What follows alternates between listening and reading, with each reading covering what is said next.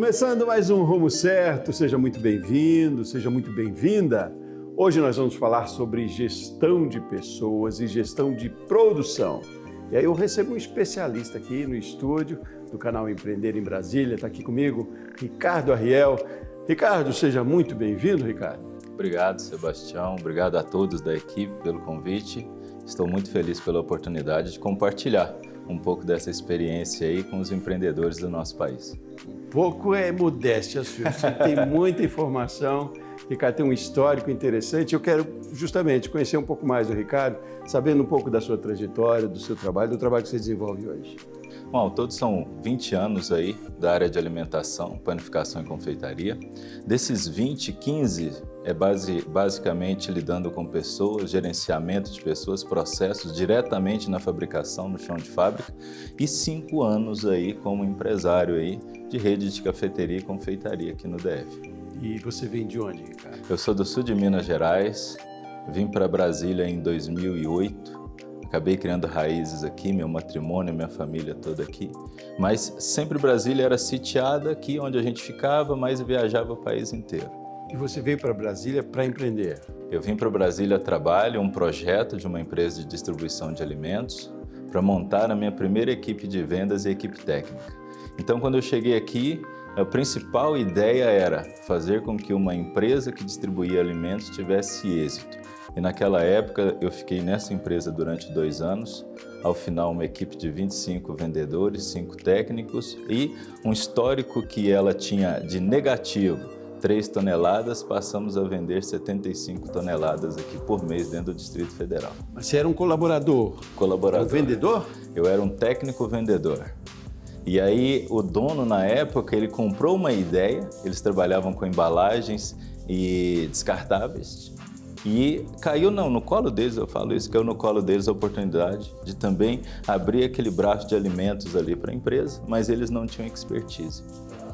E aí naquele momento eu já trabalhava para um distribuidor da mesma marca que eles estavam pleiteando trazer para cá, em Minas Gerais, e estava insatisfeito com o resultado lá. Um amigo veio abrir essa empresa e me ligou e falou assim, olha Ricardo, tem algo interessante aqui. Mas não tem nada, você vai ter que vir para cá, literalmente mapear, fazer um trabalho. E eu sempre gostei de desafios, aceitei aquele desafio. Vim para Brasília na época, fiquei muito frustrado por ter uma visão diferente de negócio, de business, porque eu estava vindo de um distribuidor que vendia mais de 200 toneladas, tinha toda uma estrutura pronta. Mas aqui eu encontrei uma oportunidade. Eu falo que o Distrito Federal, principalmente naquela época, as pessoas não tinham uma visão de fato do que era o potencial do mercado de panificação e confeitaria. E ali eu me estabeleci e eu vi uma oportunidade. Então aí você começou a produzir? Aí eu comecei a produzir. Já abriu uma confeitaria? Não. Na época, como eu era representante, eu comecei a mapear todas as padarias do Distrito Federal e do entorno e buscar oportunidade. Então eu saía de porta em porta, com os produtos no porta-mala, e pedindo uma oportunidade de demonstrar dentro da produção a eficiência daquele produto e o que o panificador iria ganhar em termos de benefício usando aquele produto dentro da fábrica. Interessante, rapaz. Mas aí já era essa tua veia empreendedora, né? Já era a veia empreendedora, já era a visão de dono, que eu sempre digo assim, porque muitas das vezes a pessoa começa a empreender querendo comprar a sua liberdade e se transforma em escravo do seu negócio. Então, na minha visão, a primeira oportunidade que o empreendedor tem é dentro de uma empresa em que ele é um CLT, porque ele está vendendo a hora dele. Então, qual é a qualidade da hora que eu estou vendendo? Então, às vezes, hoje a pessoa ela paga um preço elevado por não aproveitar bem a oportunidade de ser o grande empreendedor dentro de um negócio de um terceiro. Olha, isso vai muito de encontro a uma, não sei se eu posso chamar de tendência mesmo, né? De gestão de pessoas, de mais valorização do capital humano e do o próprio colaborador perceber isso. Né? Com certeza. Uma das coisas que eu digo sempre é assim, que muitas das vezes a pessoa ela não investe naquilo que tem que ser o primeiro ponto, que é a nossa mente. É a mentalidade. Eu poderia ter ficado lá no fundo da produção, fazendo pães, ganhando lá o meu salário, ok, e aceitar o status quo. Eu poderia ter feito isso, porque você tem uma falsa ilusão de estabilidade. Mas o empreendedor, ele tem que enxergar oportunidades onde ninguém viu. E aí ele mensurar projetos de médio a longo prazo, e era o que eu fazia. Eu sabia que eu iria empreender em algo que seria meu, mas eu tinha que praticar aonde eu estava trabalhando, né? Não tem como você desenvolver uma liderança sem você praticar essa liderança. E aí você depois empreendeu, exatamente. Sim. Empreender já era, mas eu digo, você já abriu uma... Sim, aí depois de 10 anos, nós abrimos a nossa primeira loja, Ricardo Real Confeitaria, que era no Guará aqui. Uma empresa em que ela ficava num local extremamente improvável, foi até uma visão da minha esposa, né, de abrir a loja. Não era o meu intuito no primeiro momento a loja, era abrir uma escola para formar profissionais. E aí nós abrimos a empresa em 45 metros quadrados, nós tínhamos 80 itens produzidos diariamente, em um faturamento acima de 100 mil reais no mês, em 45 metros quadrados, num lugar improvável. Muito eficiente. Muito eficiente. Só que naquela época, eu falo que eu aprendi muito porque eu errei muito. Por mais que eu tinha expertise, já tinha um conhecimento, mas é uma outra ótica. Eu falo que a ótica operacional, ela não é a ótica do gestor. Porque quando você é operacional, você é 100% coração. Você é muito vaidoso, você acha que a coisa só vai funcionar se você estiver lá dentro. Só que aí eu me vi dentro de uma bolha que nós quase quebramos uma empresa faturando. Pois é, como isso? Mas e aí a sua veia de gestor que você já tinha trazido da outra? Então, e aí é que entra o grande lance. Quando você está ali focado 100% em fazer um bolo, por exemplo, você não tem a dimensão espacial. E é isso que o empreendedor precisa entender, que um negócio, o que faz um negócio ficar de pé é exatamente o processo que está instaurado, e não é a pessoa, são pessoas. E dentro da nossa loja, não. Dentro da nossa loja era eu contava comigo e com a minha esposa. Mas tinha colaboradores? Tínhamos colaboradores. Só que isso é tão interessante, é um pensamento. Todo empreendedor pequeno da área de alimentação, que você vê ele crescendo, você vai ver que ele é o produto dele. É ele se vende a imagem dele, é o bolo dele, tudo é ele. Ele não se refere enquanto equipe. Só que aí ele entra numa bolha, num ciclo vicioso em que ele não cresce. Para ele crescer, ele precisa romper com esse ciclo. E foi o que aconteceu conosco. Quando nós chegamos em um ponto em que a nossa folha, a gente viu que o custo nosso fixo era baixo e o nosso faturamento era alto, e a gente realmente buscou auxílio de fora para entender, e nós começamos a ver que o problema estava em nós. E eu percebi isso, em que eu não estava sendo gestor do meu negócio, eu estava sendo um funcionário do meu negócio. Mas o principal era a gestão de pessoas nesse momento? O principal nesse momento que eu vejo era a falta da gestão de pessoas. Nem existia. Nem existia, porque eu não tinha esse tempo. Pergunta para todos os empreendedores hoje, principalmente agora nesse período pós-pandêmico, que houve uma explosão do nosso segmento de panificação e confeitaria, home and baker, por exemplo, mas você vai ver, essas pessoas elas têm venda, elas têm entrada, mas não sobra no final do mês. Então o problema dela não é produto, o problema é mentalidade. Olha, como faz a gestão disso, Ricardo? Curiosíssimo. Então, e aí, quando nós recebemos uma proposta, né, para ampliar, para fazer uma fusão, para abrir um projeto novo, e surgiu o Alegro.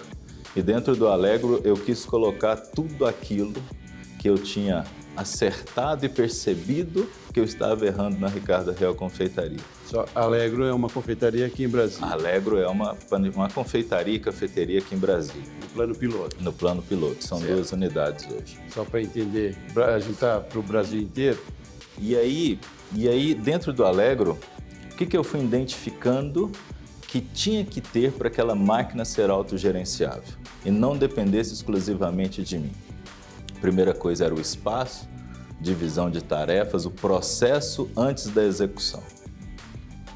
Esse foi o grande ponto, ou seja, quando eu compreendi que a empresa ela tinha que ser autogerenciável, que eu precisava de ter pessoas engajadas, comprometidas com aquele processo, e eu era o responsável para dar estrutura para aquelas pessoas, eu fui mapeando uma produção desenhando uma produção. Da mesma forma que se desenha uma indústria alimentícia de alto padrão, eu fui trazendo numa empresa de médio porte. Eu fui colocando as pessoas todas direcionadas de forma técnica e objetiva.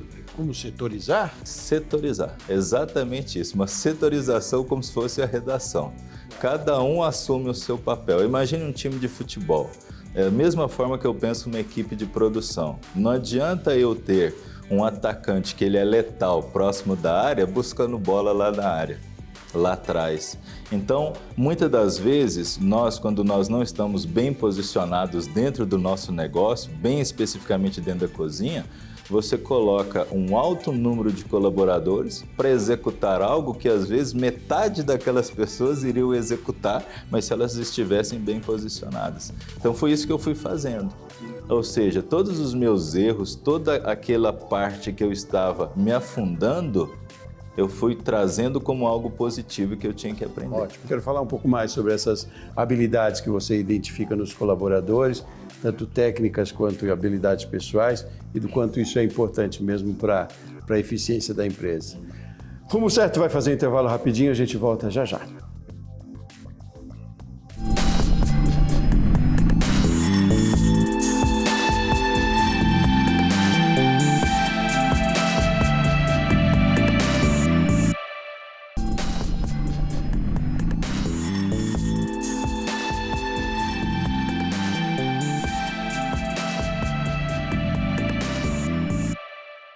De volta com o programa Rumo Certo. Hoje nós estamos falando sobre gestão de produção e gestão de pessoas, com foco num segmento específico, mas que vale para muitos outros setores. A gente está falando do setor de panificação, né? Aqui comigo o Ricardo Arriel, que é um especialista no assunto, empresário, e hoje presta inclusive consultoria, né, Ricardo? Ricardo, falávamos ali da importância das habilidades, né? Tanto técnicas quanto pessoais, né? As soft e as hard skills, que são importantes na hora de um recrutamento, mas são importantes que se mantenham também, né? Eu queria que você me falasse um pouco mais disso, assim, como eu identifico uma habilidade no profissional, que a habilidade técnica pode ser identificada assim num currículo, mas uma habilidade pessoal, isso é um processo, Ricardo? Se dá depois isso? Qual é a aposta do empresário ou qual é o cuidado que ele tem que ter na hora de um recrutamento, que começa por aí, eu imagino? Bom, uma das questões que eu sempre digo é, quando você desenha ali o fluxograma, eu vou exemplificar isso para o empreendedor. Você tem uma cozinha de partida. Um exemplo, a cafeteria, ela sempre tem um backstage. Dentro do backstage é uma cozinha que eu preciso de ter o quê? Uma velocidade na entrega e uma experiência no resultado final. Então, eu sempre digo assim, nós precisamos de ter a velocidade de um fast food e uma entrega de comfort food. Então, imagine bem, quando eu tenho fome, eu sento numa cafeteria, eu quero receber o meu prato de forma muito rápida, correto? O backstage tem que estar todo preparado, então eu preciso de ter pessoas com uma certa característica ali, velocidade. Imagine que no ato da contratação, qualquer pessoa que dentro de um semblante, de um perfil físico, eu veja que ela não vai me entregar aquela velocidade que eu preciso, já é um ponto determinante para mim compreender. Entendeu? Então, o que eu faço? Eu vou buscando o quê? Mentalidade de alta performance, mas para encaixar dentro de uma posição específica. Quando a gente pega as grandes redes de fast food norte-americana, elas não vendem produtos, elas vendem um processo. E cada pessoa fica ali para executar aquele processo. É a mesma coisa que eu vou fazendo. Então, quando vai ter o processo de seleção, eu vou buscando o quê? Não é o padeiro e o confeiteiro. Por quê? Todo profissional, ele chega com uma habilidade ali, ele sabe fazer as receitas dele. Mas a minha empresa nem sempre vai encaixar com aquilo que ele traz. O que eu busco nele de fato? As características da pessoa. Porque o profissional que ele chega, nem sempre ele chega pronto. Ele precisa ser inserido numa cultura da empresa. Mas as habilidades e as competências pessoais, não. Porque se eu busco alguém que realmente ele quer crescer, o que vai ter numa pessoa dessa? Proatividade, dinamismo, velocidade, autorresponsabilidade, espírito de equipe. E isso a gente identifica até num mapeamento comportamental, né? Que a gente pode fazer antes, né? Junto com o RH, fazer todo esse processo. Uma das coisas que eu vejo, principalmente desse grande erro, é isso. É você colocar ali, eu tenho uma vaga, mas não é específico. Quanto mais específico a gente quanto mais claro na comunicação a gente mais assertivo a gente vai ser no nosso negócio. Como a gente está no Brasil hoje, se a gente for falar do setor específico que você conhece, padarias, confeitarias, enfim, a gente está executando de certa forma isso? Você tem visto uma evolução nisso? Ou a gente ainda está muito preocupado em produzir e menos em gerir, talvez, até pela sua experiência? Mas pelo que a gente vê hoje, eu te pergunto, a gente está nesse processo, está nesse caminho, já descobriu a importância disso, Ricardo? Ou ainda tem muito que ser feito? Quais são os erros que a gente comete mais? Ao meu ver, ainda tem muito que ser feito. Eu acredito que nós ainda estamos num nível de conscientização muito baixo, né? Porque nós estamos, e eu cometi esse erro, por isso que eu falo isso com muita propriedade, nós ficamos basicamente 100% do nosso tempo no fabrico ali, no braço, fazendo, e não paramos para gerir o nosso negócio. Porque o empreendedor no nosso país, ele empreende por necessidade e não por oportunidade. Então ele parte para o senso de urgência, o que vai me trazer dinheiro mais rápido? E aí ele abre um negócio, eu sempre falo assim, o cara abriu um negócio, você pega um investimento e abre um negócio, mas você manter aquele negócio abastecido. É o pensamento, tem uma frase que eu digo que ela é até impactante, mas é real. Vitrine vazia traz miséria, chama miséria. Porque uma empresa, ela tem que ter o quê? Produtividade, a empresa vive de venda, mas a venda com qualidade. Venda com qualidade, eu preciso de ter o quê? Processo, escalabilidade, custos bem definidos, um markup bem definido e clareza de objetivo.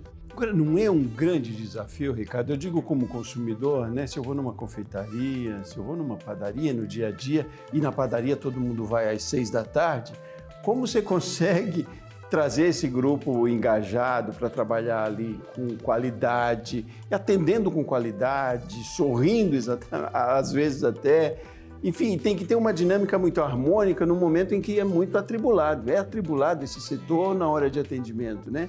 Como você consegue fazer uma gestão para que o seu colaborador esteja sempre atento a isso, da importância do atendimento, que talvez seja mais até do que o pão, exatamente?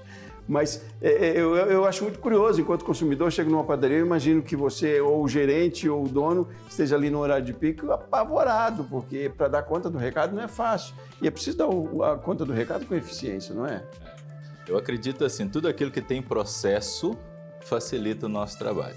É o passo a passo. Eu falo que o nosso maior trabalho no backstage é todos os dias você se dedicar ao máximo em ensinar as pessoas. Eu falo que a função do líder desse negócio é como se fosse um maestro. Ele tem que estar ali dentro, orientando as pessoas. Um dos maiores problemas que eu vejo hoje, que gera essa dificuldade, é que o conhecimento do panificador, que é o dono da padaria, é muito raso em termos do negócio dele. E isso é cultural, né? Nas viagens que eu fui para a Europa, eu vi algo diferente nesse sentido. Que na Europa, apesar de serem empresas familiares, mas eles estão lá dentro da fabricação, eles conhecem. Então, quando um colaborador ele vai me trazer uma dificuldade para mim, por exemplo, eu sei fazer aquela leitura. E se for algo palpável, eu vou lá e eu vou corrigir, porque 90% dos problemas que tem dentro da minha empresa, os colaboradores sabem como resolver, porque ele está ali todos os dias.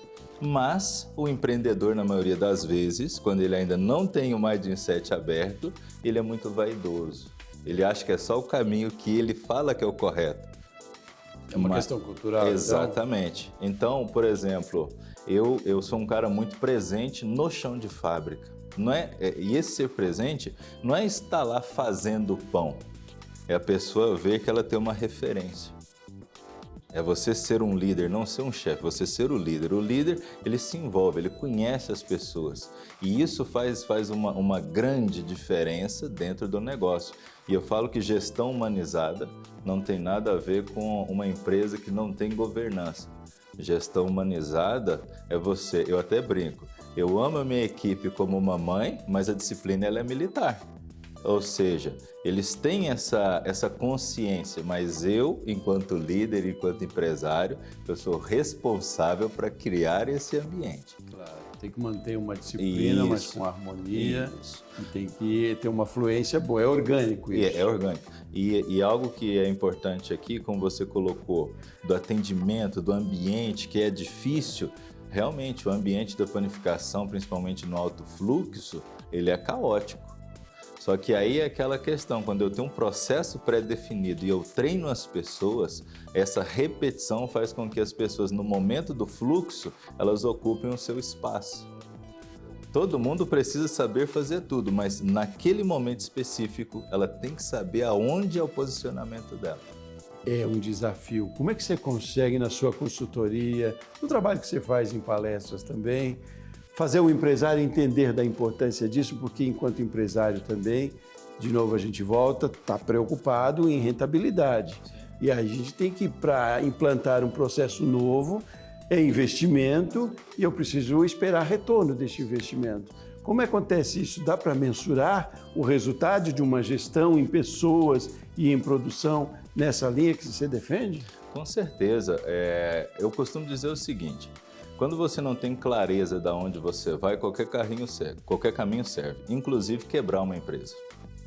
E eu vejo que a maioria dos empresários, se eles não estão tendo resultados até hoje no negócio deles, é porque a forma que ele está pensando, ela não é a correta para o negócio dele. E aí eu sempre falo assim, nós temos que ter clareza de objetivo a médio e a longo prazo. Eu não tenho como eu mudar em uma empresa que já tem uma história para trás. O que eu tenho que fazer daqui para frente, o que ele quer fazer. E aí ele tem que estar disposto àquela mudança, porque a mudança principal não é na empresa e nem na equipe, é no próprio empreendedor. Começa por ali. Se o empreendedor estiver disposto à mudança, não tenho dúvidas que a forma que a gente ensina, a forma que eu penso, ele terá êxito. Não é assim. Ricardo, nós conversamos sobre muitos pontos aqui, conversaríamos sobre muito mais. A gente está chegando no final do programa, mas eu queria que você acentuasse no que de tudo isso você considere talvez o mais importante, o mais relevante, ou para quem pensa em começar no segmento da panificação, e também essas orientações acabam valendo para outros segmentos, mas quem está pensando em começar e para quem já está no processo e talvez mesmo com rentabilidade, como você tinha na sua empresa, mas que acabou não sendo suficiente. Então pontue para mim, de toda essa nossa conversa e de toda a sua expertise, seu conhecimento, o que você considera mais importante? Primeira coisa, ao meu ver, é clareza de objetivo.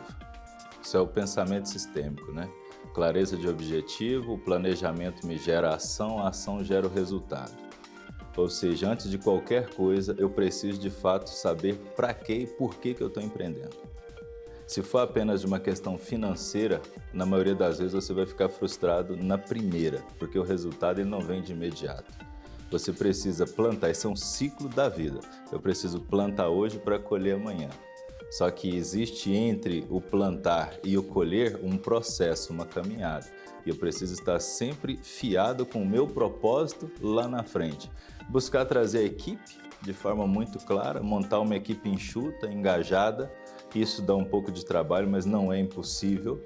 Não existe resultado extraordinário sem trabalho árduo.